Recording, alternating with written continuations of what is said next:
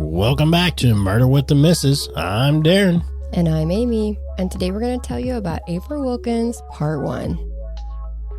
Don't forget to smash that like button. Check out the description for the links of all of our podcast platforms, Cash App, and Buy Me a Coffee. Like, share, subscribe, and don't forget to tell your friends. As always, tell your friends. Yep. Sorry about last week, guys. We had major technical difficulties because for some reason, none of our episodes were posting or uploading. And for the life of us, we could not figure out what was going on. So we had to basically delete them. And so we're just going to try to upload them later on this month and just do it that way. So anyway, so was April Wilkens? April Wilkens, yes. Part uno. Yes. And this is another Oklahoma case, y'all. It is in the works for some new stuff to happen, but that could take a while. And there's a lot of information online about it, so it caught my attention. And I'd heard about the case, but not the case details. So I went ahead and did a little deep dive. And there's a podcast out there, too, called Panic Button. And April's story is season 1. So if you want details or to hear from her herself or her family, then you can definitely go check that out. They did 8 episodes on it. So definitely check that out. And you'll hear things, too, on there that didn't make it into court. So it's pretty interesting. Yeah, so definitely go check that out. Mm-hmm. Also, are we going to do a follow-up on the Karen Reed? I have been immersed in the Karen Reed trial every day. Because I watched that one. I didn't really watch it. I was kind of overhearing it. Mm-hmm. And the one where she was trying to represent herself. And that's Lori Vallow. Oh, okay. So are we going to do that one too? Well, that one's a quick update. She's just getting ready for her next trial. Okay. And so her and the judge kind of got into it the other day. All right. Yeah. So be prepared. We're going to do an update on Karen Reed and Lori Vallow. Yeah. Karen Reed is doing a retrial right now. So like I said, I've been watching that every day, and it's one that I can actually watch in front of Darren at night. So he's been catching little bits here and there. Yeah. But yeah. What a good one. Well, that's the cover-up conspiracy one. So yeah, a lot of stuff coming out. New stuff. I'm like, how do you do a retrial and get all this new stuff? You got all kinds of new trials starting to happen. It's Murdaugh is fixing to happen. Well, Becky Hill just got arrested in that one. And she was the one with the court, what was it called? She was the court clerk. Court clerk, yeah. Clerk of courts, whatever. The stenographer or whatever. No. She wasn't that one? No, she's not a stenographer. She's a clerk. Okay. Yeah. But either way, don't hold me to that one. I thought that's what she was. But anyway, yeah, you got Murdaugh's, you got Karen Reed, Lori Vallow, and there's some more. Well, I mean, Diddy's in trial right now, but I don't think we'll cover him. We all know he's a piece of shit. And then you've got... Why not? Because there's so much, and it's a lot. I don't know. I think it'd be popular. Well, yeah, it'd be popular. Everybody's covering it, though. There's like a bajillion people out there. But I guess we might do our take on it. Yeah, do our take on it. That'll be a very explicit episode. Ain't no party like a deeded party. The diddler, isn't that what you called him before? The diddler. Yeah. So we're going to be doing April Wilkens' case here today in 2 parts because there is a lot to get through. And I want to preface this with saying that we will be expressing our opinions, which we are entitled to. And we will be talking about what came out in court and what was found online. This case involves a local prominent businessman and his family from where we're at. So we're not trying to get sued. We're just telling you about the case. And there's also a big trigger warning for domestic violence because there's going to be some things. I didn't go into graphic detail, but we are going to be saying some things that might be triggering. This is not confirming or denying that any of these things happened or didn't happen. This is just a warning that this is April's version of events. And this is what she says happened. Okay? Yeah, and I hate that we have to explain what a trigger warning is. Yes. I mean, you guys are listening to true crime. Obviously, something bad happened. Right. If that type of stuff triggers you, I'm sorry. You really shouldn't be listening. Well, I mean, some things are more triggering than others. I know, but the whole point is that if you're triggered by something and it's within a true crime setting, Right. and everything, especially with the stories and stuff like that. If that's stuff that's triggering to you, then, I mean, really, I don't know. I mean, to me, if that was triggering to me, I wouldn't be listening. Right. I mean, that would be one of the things that I would not do. That's a self-care thing. Exactly. Take care of yourself. Anyway. But, so now that that's out there, let's talk about April. April was raised in Kellyville. Her parents had both grown up in abusive households, so they unfortunately carried that through to their kids as well. And I always say to our kids and their friends and stuff, you'll learn two things from your parents, what to do or what not to do. So if you learn nothing else, it's one of those two things. Now, her dad was an amputee, and both of her parents, Rex and Louise, they owned Schneider Orthotics. They had a type of relationship where Louise would leave and come back again and again and again, which is common. One time, while she was trying to leave with the kids, he got his gun and he threw the kids in the bathroom and threatened to shoot them if she tried to take them.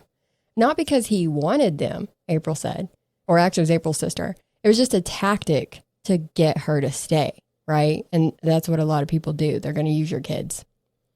One time, Louise left Rex and left April and her brother with him. And then 2 years later, like no contact with the kids or anything, just randomly 2 years later, April says that they go and pick Louise up. And that's how she found out that she had a 2-year-old sister named Mary. So I guess when her mom left, she was pregnant and nobody knew. Well, the kids didn't know because they were kids. But that's how she found out, oh, you've got a sister and she's 2. And she had no idea that it was going on. And then on the way home, the little brother asked a question and Louise answered the question. And they said it was a normal response and it wasn't, snarky or hateful in any way. But Rex popped him in the mouth and told him not to talk to his mother that way. So it's that kind of thing. So immediately up to the same old shit. Immediately on the ride home. Wow. Yeah. Now, April was a smart kid.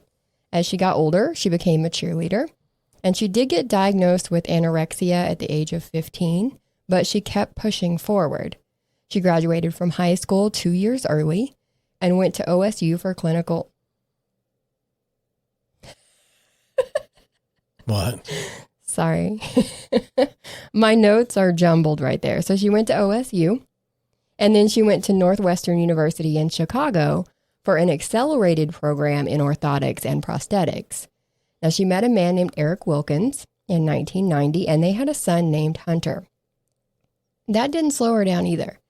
She was in her master's program in Chicago, and her now husband, Eric, was an undergrad at the University of Oklahoma. She graduated with her master's at 21 years old, so that was in 1991. And all of that long distance and that relationship between Chicago and Oklahoma was not good for it. So they ended up getting divorced in 1993. And they had like a week on, week off custody situation with Hunter. And he says, even now, she was a great mom. He loved being with her. He loved being at her house. His only complaint was that she made him eat soy and other healthy stuff. Yeah. I mean, come on. Moms. Moms. Moms, am I right? Now, in September of 1995, April goes to Don Carlton Acura of Tulsa, and that's at 47th and Memorial. And she's looking into leasing an Acura Integra. Apparently, she went up there several times for this process. And then during one of those times, she was briefly introduced to Terry Carlton. Now, this is Dawn's son. Now, she didn't know who it was. It was just a quick sales guy was like, this is April. April, this is Terry. And they shook hands and went on about their business. And then he got her phone number from her paperwork. He called her and let her know that he owns that dealership.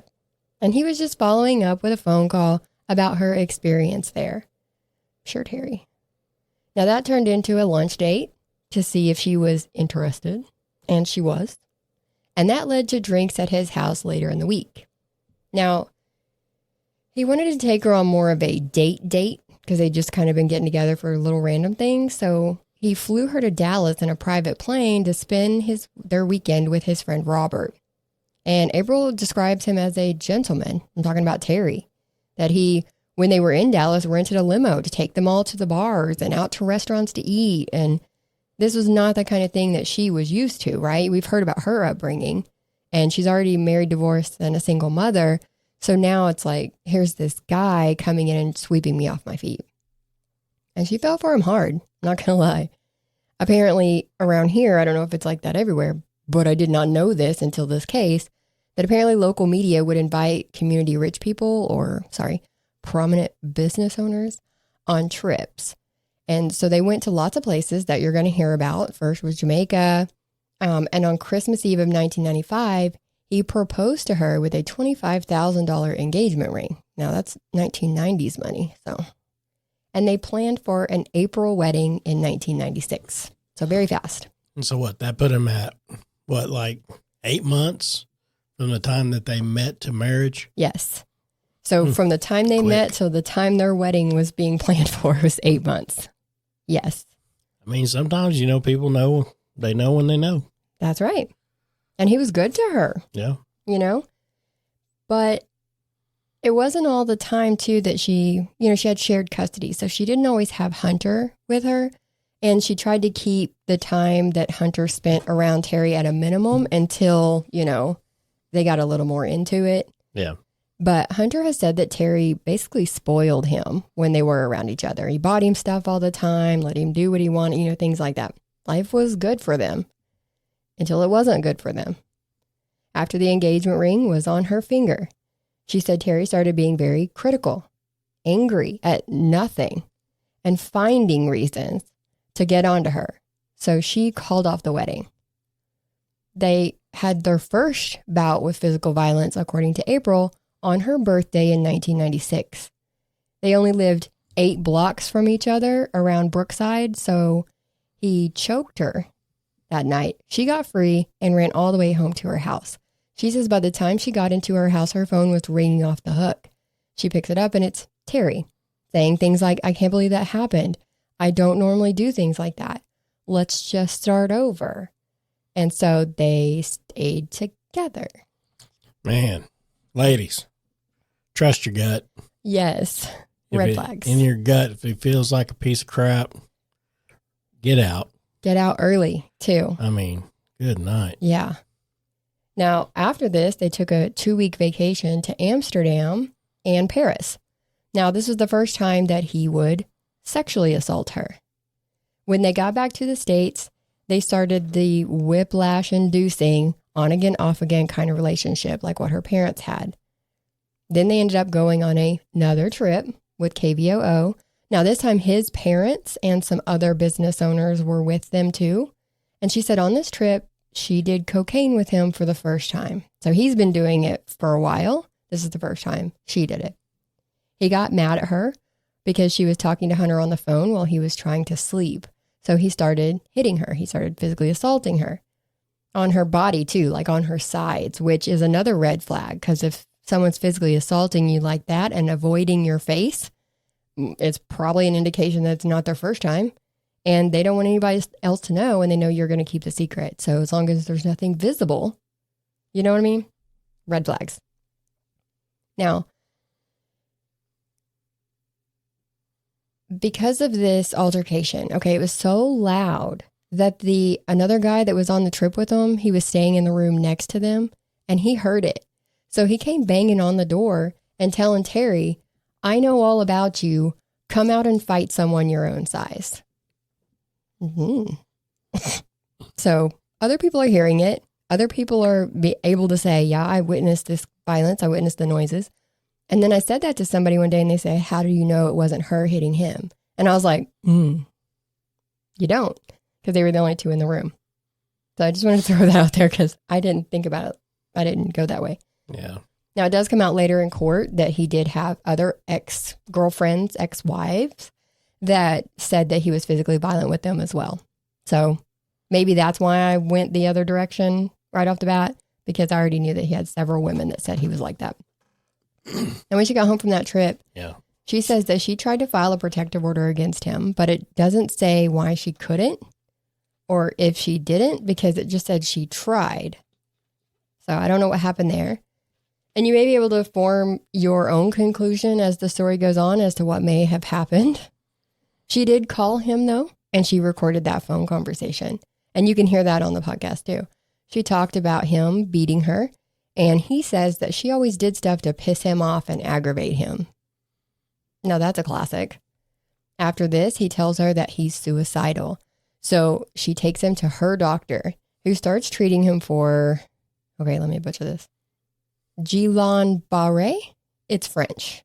So I'm not French, but that's how it's said to pronounce it. Guillain-Barré. Guillain-Barré syndrome. Yeah. Okay. So he starts treating him for that.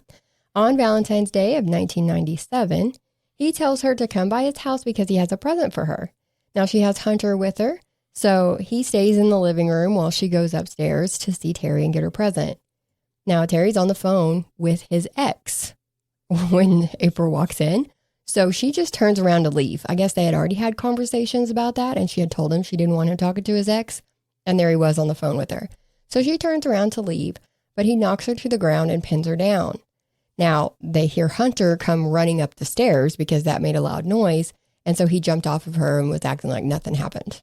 Did she call the cops? She did call the cops. Okay. She called the cops from his house. Like, she stayed right there, but they didn't do anything. Now, it was that summer when she learns that he is now an IV drug user. He's not just using cocaine, snorting it or whatever. He's resorted to shooting up. She says he would leave money in a dresser drawer, and when the housekeeper came and then left, that money magically turned into methamphetamines. Funny how that happens. Yeah. It got up to about a $2,000 a day habit sometimes. That's a lot. Now, she gave him an ultimatum, me or the meth, and he chose the meth. So, bye. During this time, she had also taken over Schneider orthotics from her parents. So she's trying to run a business and she's trying to deal with this man. Now she would get into financial obligations with Terry because she was having to take loans out from him to keep the business going. So she's kind of becoming dependent, more and more dependent on him. And then she made a choice that most people regret. She wanted to know what was so great about Terry's other love. And that's when she tried meth with him. Wow. Yeah. Yeah. Now, from the outside looking in, okay, hindsight. Don't do it. Just don't do it. But at the time, she just wanted to see what it was all about, she says. Something happened after they used drugs, and he started accusing her of stealing a rare guitar neck. So he used to rebuild vintage guitars. So he had a bunch of expensive parts laying around. And she says that she was supposed to go and pick up Hunter for that weekend. So that was another thing I didn't understand. Why would you choose to do meth for the first time when you're supposed to go pick your kid up for a custody visit? But instead, she says that Terry held her against her will all weekend long, that he physically and sexually abused her, that he was holding her at gunpoint. He was trying to find that guitar neck, and he wasn't letting her leave until he found it. Yes. Now, he made her write him a check for $7,000 to cover the cost of the neck, which she did not have in her bank account. Remember, she's borrowing money from him. What makes me think she's got $7,000? But anyways, she writes him a check. And then later in the week, his drug dealer / housekeeper found the guitar neck. So he told April, you can just go ahead and stop payment on that check. Well, it was going to bounce all over green country anyway, so joke's on you, buddy. She didn't have it. He also had called the police on her that weekend, which is another problem that some people have in this case. He called the police on her, and when they came to his house, she said she told them what was going on, that he's holding me here against my will, that he's physically and sexually abusing me. And the cops said that she wasn't making any sense. She told them that she didn't feel safe, and they said that it wasn't their job to babysit her. Oh, because it's his daddy's money? Because his daddy had that money. That's what she said. Well, see, and that's, and that's the sad thing about a lot of counties in Oklahoma. It all comes down to who has the most money. True. And that's who gets treated the best. True. We see it a lot. Yep. I'm sure that's everywhere too. Well, I know that's how it is here. Definitely how it is here. Now, after this incident, she stopped seeing Terry. She was like, that's it. I'm done. I can't. Her business is going through bankruptcy. She's got other shit to focus on. So this is just adding to it. But I think right now we'll take a moment to hear from today's sponsor and then we'll come back to the story. Yep. Be right back. If you're in a heated argument with your dryer, don't worry. You'll both cool down eventually. Or maybe you just need a washer and dryer. Don't get agitated. Take a load off. Get your laundry set from My Laundry Solutions and let them iron out your problems. If you live in an apartment, get your set from them. They service them, and they have locations in Texas, Oklahoma, and Missouri. The most recent area is Lubbock, Texas, around the Tech Terrace area, with more locations coming soon. So give them a call today, 800-535-4411. Or go online to mylaundrysolutions.com. And let them wash your troubles away. So corny. My Laundry Solutions. Yeah. Yeah. They're good people. Yeah. Very. They were what makes this, helps us out with everything. Like the drawings and all of our little contests that we do and stuff like that. So. Mm-hmm. Yep. So go show them some love. Yeah. Go check them out. So we're at the part where April has now left Terry. She's gone. She's not, it's another one. I want to say it's not an on again, off again situation, but anyways, she's left him. And then somebody started breaking into her house. Like she would see a shadow of a man outside her window. She even heard somebody on the roof a couple of times. Like, what are you doing up there? She'd call the cops, but the person was always gone by the time they got there. Now her neighbor, Glenda, she did see Terry speeding away from April's house multiple times, and she told the cops that. One night, April got a phone call from her friend that she's been friends with since 8th grade, saying that she wasn't able to pay her mortgage and she needed to borrow some money.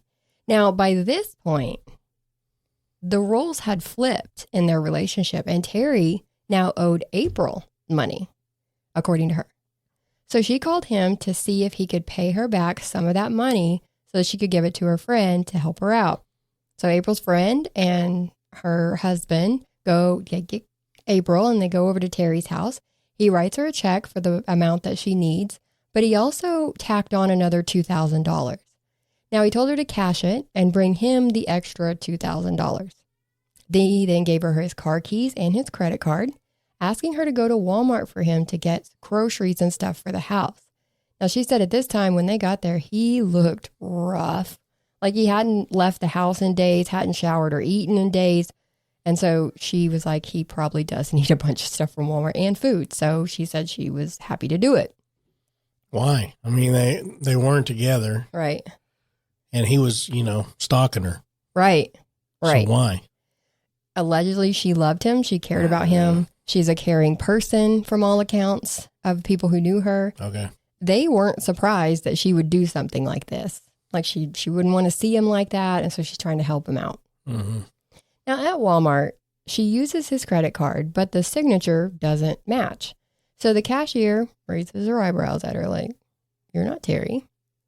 So she just gave the cashier Terry's phone number to call him and verify that she had permission to use his card. Now that could have been anyone on the other end of the line, but the 90s. In this case, it was actually Terry's phone number, but he says that April does not have permission to use his card, and he tells them to hold her there because he's on his way. Now, he rocked up in a Tulsa police car. That was his ride. He tells the cops that he doesn't want to press charges on April. He just wants to get his stuff, and then he'll take April home. As usually happens in Walmart, April had run into her friend Shannon, who April told that Terry was mad at her because she took too long to get back to the house. Now, it was either that or she was trying to save face for stealing shit and using it. None of this incident makes sense to me, so do with it what you will. Now, April's flipping out internally on the way home because she knows that he's a violent person and now he's mad, and she is pretty sure what's going to happen when they get where they're going. Now, she thinks, as rough as he looks, he probably needed that $2,000 to get more dope. So she decides, oh yeah, I'll just give him that money and then he can get his fix and then he'll be in a good mood and everything will be fine. So she gives him the money, but he still takes them back to his house. So when she gets out of the car or when he pulls up and stops, she bolts out of that car. She's gone. But she doesn't go down the street. She doesn't go to the neighbor's house. She runs into his house. What? And then upstairs to a bedroom. Now, this door on this bedroom can be locked from the inside and the outside.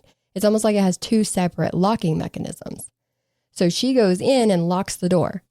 Now he comes up and he's like, oh, you want to stay in there? So he locks the door from the outside. Why you have this lock on a bedroom door? I don't understand. But this is what happens. So he locks it thinking he's trapped her in there. Eventually, he unlocks it to go in, but he realizes she's locked it from her side. Now, according to April, he breaks the door down and then he shoved a piece of bread that was wrapped and then I guess had a Valium inside of it. He shoves it into her mouth and makes her eat it. I can't talk today. I'm sorry. And then he physically and sexually assaults her and she blacks out. A Valium pill wrapped in bread. Yes. That's what she says. Now, apparently in this attack, he had hurt her lower back. So when she wakes up, she starts screaming that she is paralyzed because she can't move her legs. She tells him he has to call 911, and he does. They put Terry in handcuffs at the scene, and they put her in an ambulance and take her to Hillcrest Hospital, where they do a SANE exam. So it's SANE. It's a sexual assault nurse examiner exam to collect evidence for forensics when someone is sexually assaulted. Now, she has signs of sexual assault, according to this nurse, and she's all bruised up. A female cop did give her a ride home from the hospital, and April asked her to go by Terry's house to get her purse for her because she didn't feel safe going to get it by herself. But the cop said no, because Terry creeps her out. I was like, okay, you've got a gun though. Just go get it. Yeah. April finds out that Terry, although was put in handcuffs at the scene, he was not actually arrested. Sergeant Rick Helberg told them over the radio to uncuff him and just write up a written report. That's all they needed to do. Mm-hmm. And so that's what they did. Now, Terry came over with a form for her to sign saying that the intercourse they had that night was consensual. And she said, well, I'm not signing that. So he kept her with him until she promised not to cooperate with the cops so that the case couldn't go forward. She was like, I'm not signing it. And then he eventually broke her down to where she was like, okay, I'll just won't say anything. I'll just keep my mouth shut and I won't go to court and they'll have to drop the charges. So that's what happened. Now, he did also, well, I can't say he. Someone started stealing her mail after this. Mm-hmm. But we do know that Terry did go to Radio Shack and he got a bug that he put on her phone so that he could listen to her phone calls. He broke into her back door so many times that the locks didn't work anymore. And she had to put a bungee cord around the door handles to keep it shut. And then he broke that too. So she piled boxes and stuff in front of them so that he couldn't open the door. And so he just started breaking in through the front door. So. Well, I mean, first of all, she needs to leave. Yes. Move. Yes. You know, call someone besides the cops. Yes. Something. Second of all, I didn't know you could buy bugs at Radio Shack in the 90s. Yes. That was a thing? It was a thing, yes. Oh, damn. You could buy a little thing that you have in your car and you can sit outside people's houses and listen to them talking inside. Well, okay, so I knew they had those. Yep, and they had bugs you could put in phones. And they had little things you could plug in. It was like a tape recorder that you plug into the phone outlet. And every time the phone's picked up, it starts recording. All right. You know way too much about this. Yeah. I'll tell you why later. That's for us to know. That's a little unsettling. This was all back in the 90s. Like, sure. I promise you this was the 90s. No, I mean. Oh. Sure. No, I don't do none of that. That wasn't me doing it. Mm-hmm. It was done to me. That's how I know. Continue the story. You're Okay. just digging that hole. Digging that hole. Stop it. I'm digging that hole. Oh, he's digging up bones. Oh, yeah, you're right. Yeah. So he brags to April that every time she calls the cops, that it only costs him $500 because she'll call them, they'll show up, and he just pays them $500 and they leave. Seed money. Yeah. So she's like, oh, well, that explains so much because there was a lengthy list of domestic violence calls from April regarding Terry. And there was no arrest at this point for either one of them. So I'm like, okay, that does make sense. But there are other community services that you can call. Like you said, call somebody besides the cops. Yes. And we're going to get to those in a minute. Now, in the spring of 1998, she has a house alarm. And this alarm is tied to a panic button that she wears around her neck. And that's how they got the name for the podcast, Panic Button, because this is how scared she was. She would keep that around her neck, and no matter where she was, she could hit it, and it would ring the alarm at her house and call her alarm company, right? Who then calls the cops. You know what I mean? Like, it's smart. Now, she started hanging out with a man named Luke as well. And when she was with him, Terry would mostly leave her alone. Now, her and Luke knew some of the same people, so they became fast friends. He had connections to an undersheriff for Creek County. So some people were like, oh, he's an undercover. Some thought he was a snitch. Now, we don't know about that, but we do know that he was supplying April with drugs. So now that she's addicted right along with Terry, and Terry's where she was getting the drugs, now it's become Luke as where she's getting the drugs. He also gave April a .38 pistol to protect herself against Terry because she told him about all the abuse. And she had told Terry once that she had Hunter and couldn't have him around all the bullshit. You know, that was one of the times she left him. So he had threatened to hurt Hunter. So that's why Luke gave her this pistol. He's like, okay, if you're needing to protect your kid, this will help you. She had called Eric, which was her ex-husband, and told him that he needed to file for sole custody because she wanted to see her son, but she was in a position where it wasn't safe for him to come over to her house. Yeah. Yeah. Now, remember that her phone is bugged. So there is a recorded phone call between April and another friend after she got that gun from Luke. April says that even if Terry did break in, she would be too fucking nice to use the gun on him. But if he did, and if she did, that it would be justifiable homicide. So let that sink in. Terry did come to her house one day, and Luke actually opened the door and let Terry in. Well, Terry goes to the back of the house where April is, and according to April, he starts attacking her. So she's yelling for Luke, but Luke never comes to help her. She pulled out that .38, right? She's like, I've got this now. Because she said that he was trying to sexually assault her. But when she pulled the trigger, it just clicked. Now, he's telling her while he's attacking her that he is God and that he is Satan. So he's saying he's both. And then they hear the front door open and Terry takes off running. Because it seems that when Luke opened the door to let Terry in, he left the house and left April there alone with Terry. And then when he came back, it scared Terry enough to where he ran off. What? So he gave her a gun to protect herself. Right. And then left her alone with him. Right. And, right. And who's Luke again? He's her friend / new dealer. Oh. Yeah. Now, some say that they were a little more than that. Well, that's a friend. So some are saying that they were actually, kind of together in a relationship. But she says that they were just really good friends. Well, I can tell you this much. If you have a friend that's also your dealer. Yeah. They're not your friend. They're not your friend. No, they're not. You're money for them. Yes. You're a client. They could give two shits about you. Right. Right. Just saying.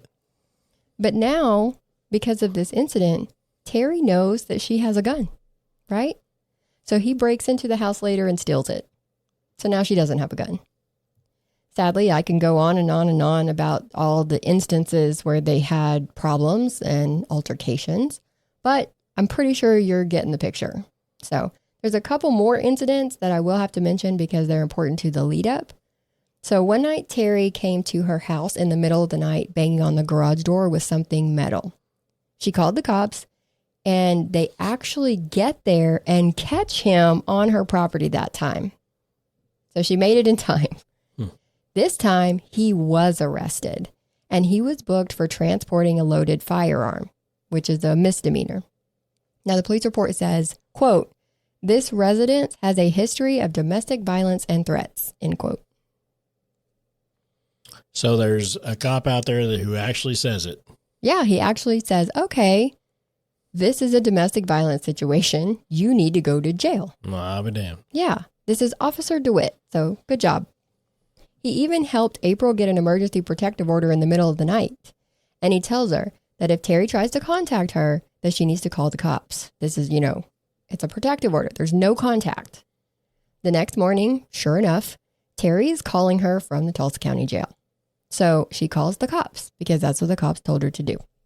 She's on her neighbor Glenda's porch when Officer Tallman walks up telling April that she's starting to annoy him, talking about all the phone calls she has to make. And he was tired of it. Well, if he did something about it, maybe she'd stop calling you. But anyways. You know what? I mean, it's your fucking job. This is your job. But this is how many times she has called them that they're like, ugh, you're starting to get on my nerves. Yeah.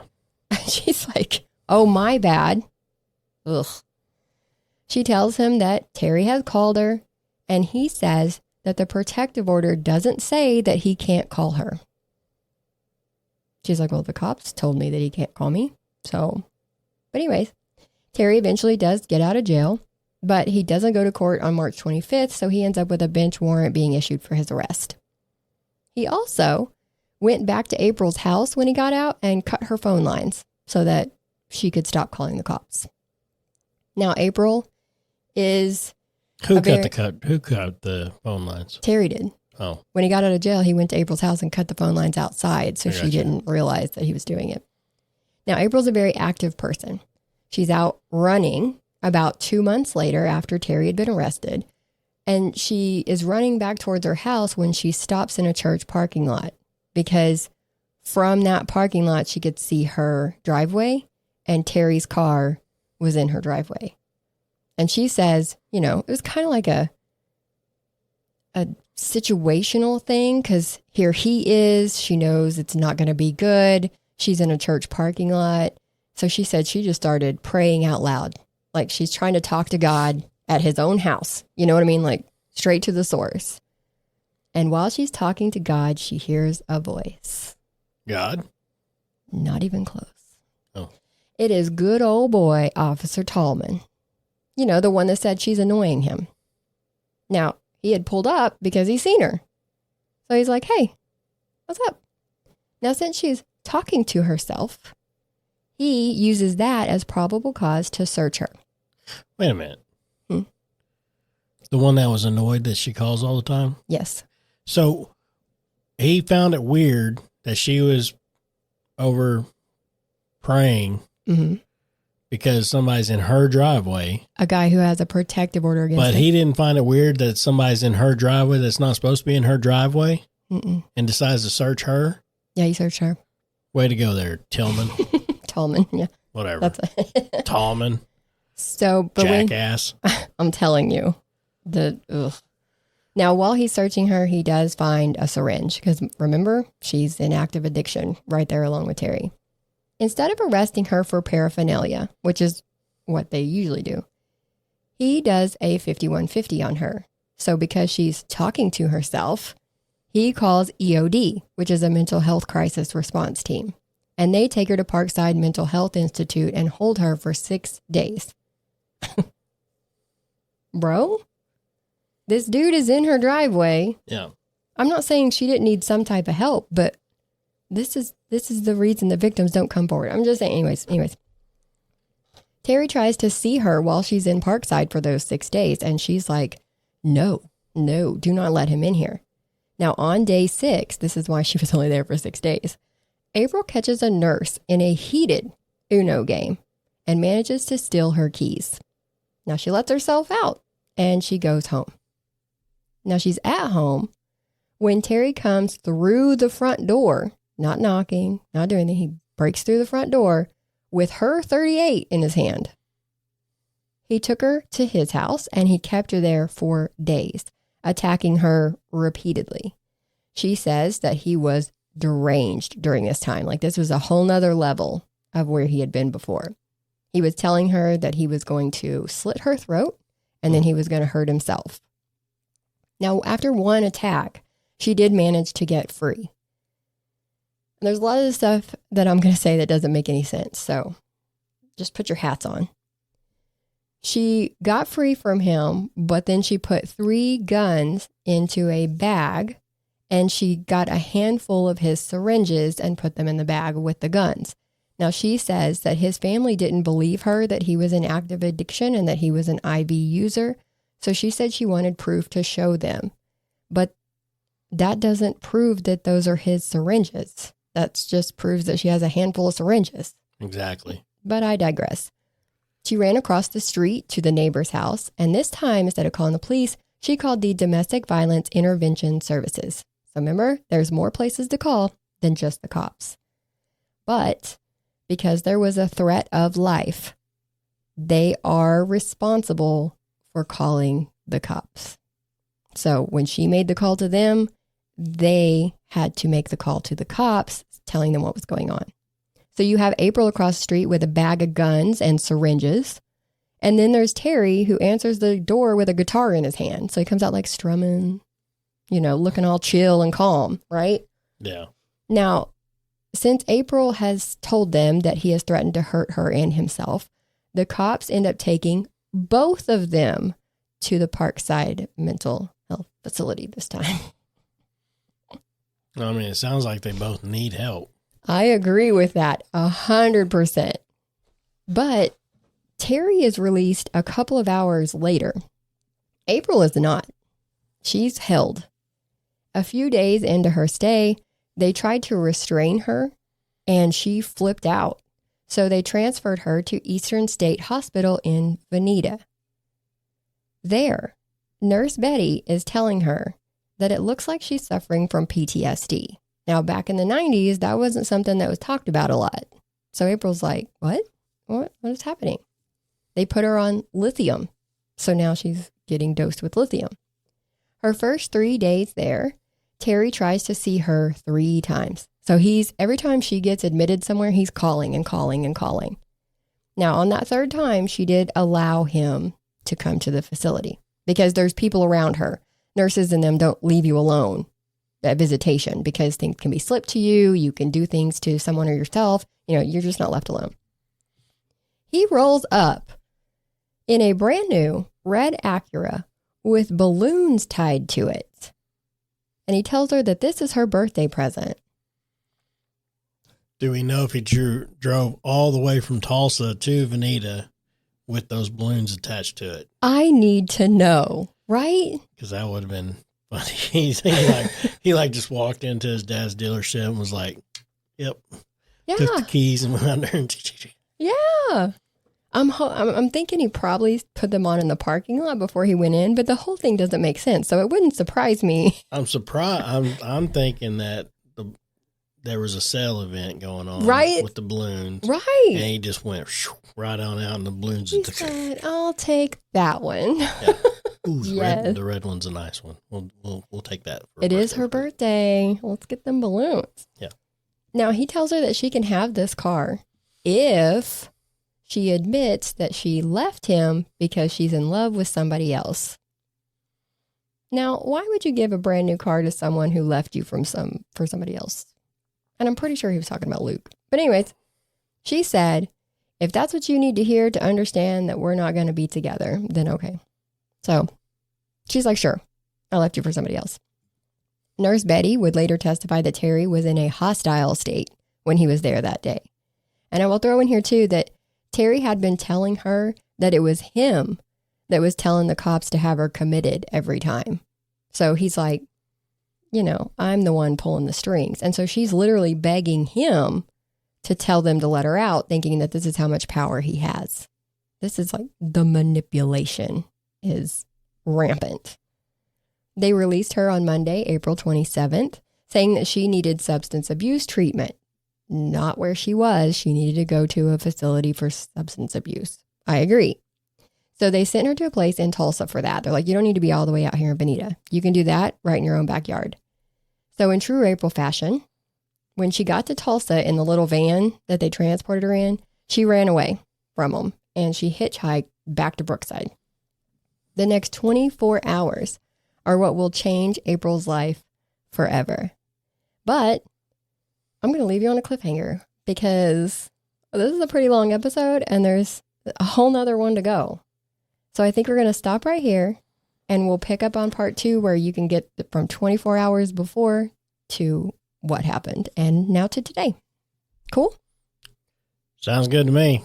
Okay. All right. So make sure that you guys come in for part 2, which will be Friday. All right. If you have a case that you would like to hear us cover, you can email us at dna.truecrime@gmail.com or message us on social media. If you like our content, please like, share, and subscribe. And as always, don't forget to tell your friends because they deserve to hear our stories too. They do. So until next time, guys, we will talk to you later. Bye.